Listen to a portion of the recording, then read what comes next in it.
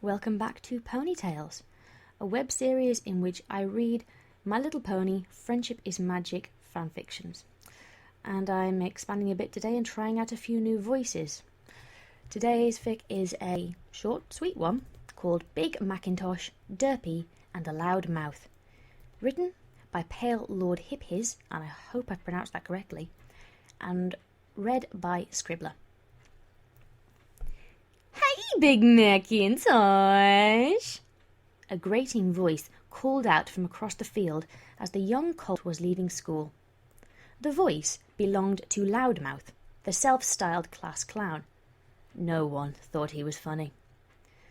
Maybe if I pretend I didn't hear him, he'll stop talking to me, Big Macintosh thought to himself as he tried to blend in with his other classmates, also making their way to their homes.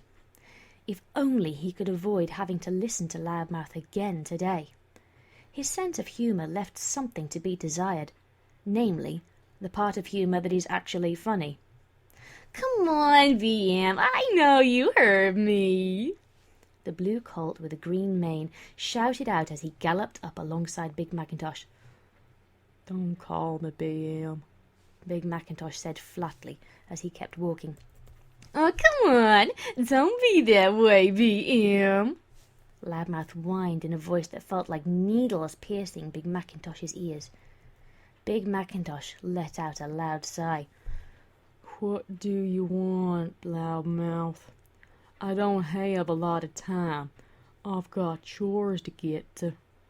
I've got some great jokes to tell you, Loudmouth said with a lopsided grin. Want to hear 'em? Not really, Big Macintosh said. Great, Loudmouth said, ignoring Big Macintosh charging forward with his joke. Okay. How do you blow out the candles on a birthday cake if Derpy Hooves is standing in the way? I don't really, Big Macintosh said, trying to get out of the conversation. You blow in her ear, Loudmouth said, and then continued. You see, it's funny 'cause there's nothing in between her ears to get in the way of your breath. That's not really, Big Macintosh said as he tried to make eye contact with some pony else, any pony else, to get out of this blasted conversation. What's the difference between Derpy and a blind pony? Loudmouth said, charging forward with his jokes again. You have a better chance of figuring out what the blind pony is looking at. That's not funny, Big Macintosh said, his eyes narrowing and his cheeks starting to burn. Y'all really need to... Okay, I got one more, Loudmouth interrupted. Derpy is so stupid. Macintosh felt hot blood rise to his cheeks, and the next moment he heard a cracking adolescent voice shouting, You just shut the bug up, Loudmouth, followed by the sound of two rear hoofs making a meaty thwack against some pony. After a moment his head cleared, and he realized the voices had been his own, and that he just sent Loudmouth face first into the dirt about 5 feet away. What the buck, BM? Loudmouth said as he slowly wobbled back to his feet. What's wrong with you? You got a crush on that cross-eyed... I said. Big Macintosh felt hot blood burning in his cheeks like a summer sun. Y'all better just shut the book up before I really lose my temper. You just got a lucky shot and sucker punch me, Loudmouth said as he started walking towards Big Macintosh.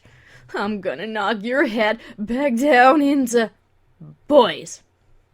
The deep and steady baritone of Mr. Peach cut through the yard like a plough through a field. You will stop fighting, now! Big Macintosh and Loudmouth both spun towards Mr. Peach and said, nearly in unison, Yes, Mr. Peach. Sorry. You should be, Mr. Peach said firmly. You'll both be cleaning the classroom all next week instead of attending recess. Is that understood? Yes, both of the young colts said. Very good, Mr. Peach said. Now, Big Macintosh, I believe you have chores at home. Mr. Mouth, I suggest you find some better use for your time than making jokes at your classmates' expense. You boys are dismissed. Big Macintosh walked home a little more slowly than he should have. There were apple trees to buck, hay to harvest, and the barn roof needed patching, but his legs felt like they were sinking in wet clay. Why'd I let that loud mouth irk me like that? He thought to himself. It's not like he had make jokes like just as bad about every pony else, but when he started making jokes about Derpy ain't stupid, she's sweet and kind and treats people better than they deserve. Hiya, big brother! A squeaky voice called out as a tiny, energetic ball of orange and yellow bounded into him. "Y'all look awful sour." Hey, AJ, Big Macintosh said to his little sister as she climbed up on his back to get a ride back up the main path to the house. I suppose I am a bit out of sorts. Granny says it's hard to be a sourpuss when you're eating a slice of sweet apple pie, Applejack said. Is that so? Big Macintosh asked. Well, if Granny Smith says so, then it must be true. I'll have to have a slice when we get home. And an apple fritter for me, Applejack said as she nuzzled into her big brother's mane. Oh, yes, Big Macintosh said. Of course. After a slice of apple pie and working out all the chores that needed to be taken care of, Big Macintosh felt most of the stress for him from his fight with Loudmouth drift away like a Pegasus on a cloud. The only worry he couldn't quite shake was that Granny would probably find out about the fight from the gossipers on her next trip to market. Maybe I should tell Granny, Big Macintosh thought to himself. Or maybe I should just go ahead and nail my hat to the wall for her. Yep, I'm in trouble either way. Might as well enjoy the peace while it lasts. Big Macintosh spent most of Saturday apple-bucking in the west field and hoping that Granny wouldn't be in too much of a twist when she got home from market. Ponyville was a gossip mill if there ever was one, and he was sure she'd heard about his fight before she'd even finished setting up the apple stand. When Granny gets home tonight, I'm going to hear about it until sunrise tomorrow. Then she'll really lay into me, he muttered to himself as he kicked the trunk of an apple tree and bright red apples tumbled into the baskets below. When lunchtime rolled around, Big Macintosh decided to wander up the south border of the farm. He liked the way the light bounced off of the orchard when he sat next to the old stone wall that some past generation of the apple family had built long ago. It had crumbled in a few places, but it was nothing a couple of days' work wouldn't patch up. While he munched on his tomato and hay sandwich, he noticed a tiny grey speck in the sky, bobbing back and forth erratically and growing larger. There was only one pony that zigged and zagged that much while flying. "Hey, Big Macintosh," Derpy said quietly as she landed on top of a low section of the concrete and stone wall Big Macintosh was sitting near. "Howdy, Miss Hooves," he said as he looked out over the apple orchard. They were both quiet for a moment, and even the crickets seemed to be holding back their chirps as if waiting for something.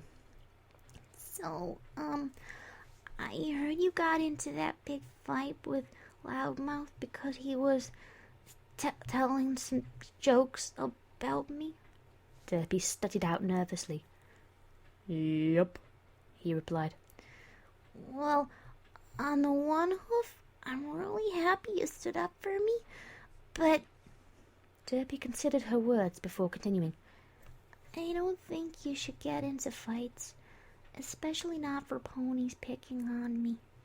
It's okay if they make fun of me." "Beg pardon, Miss Hooves, but no, it ain't okay," Big Macintosh said with a stern expression.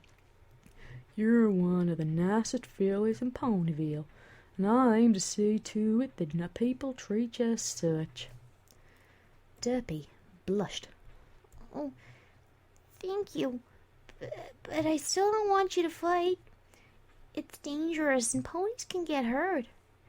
Promise me you won't fight unless you really, really, really have to.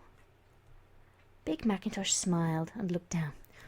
Well, now, I ain't saying I won't ever get into another fight, but if it matters that much to you, I promise to do everything I can to avoid it. Deal? Deal, Derpy said as she flew up into the air and hovered for a moment. See you tomorrow at school?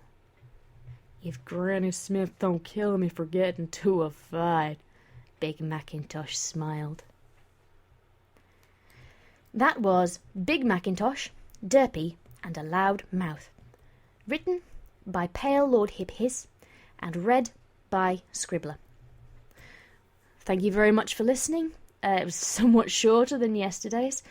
I hope my poor acting skills didn't put too many people off. I meant no offence by it. As you can tell, none of the American accents are even close to the way I talk in real life, so I am trying my best. But I'm not formally trained, so ultimately this is me copying things off the television. Thank you very much for listening anyway, and I hope I didn't offend anybody, and I hope you come back next time. Thank you very much for listening, Ponytails. Good night, everyone.